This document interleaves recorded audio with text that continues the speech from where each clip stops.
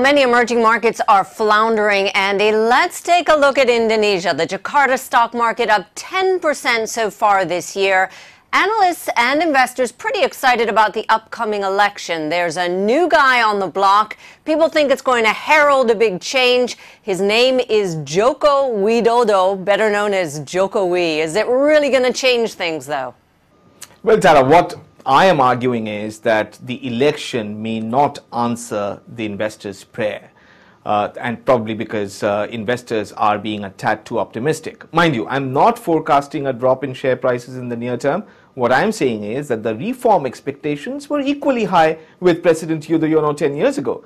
But those reforms never really materialized. Now, Indonesia, we must accept, is a messy parliamentary democracy. Now, to pin hopes on one man, even if he's the president, can lead to eventual disappointment, however well-meaning Jokowi might be.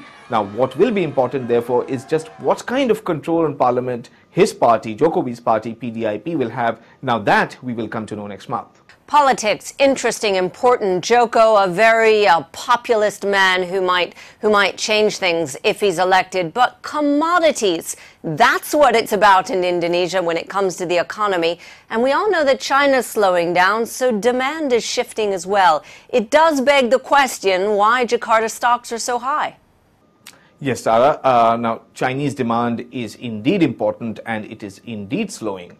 Chinese demand for commodities, that is. And Indonesia, which is a major exporter of minerals, of palm oil and coal and other commodities, now it can't really rely on domestic consumption, which has supported more than 40% of GDP growth in recent years, because you simply can't do that for any length of time without investments. And India is a good case study because India tried to do just that and then it floundered.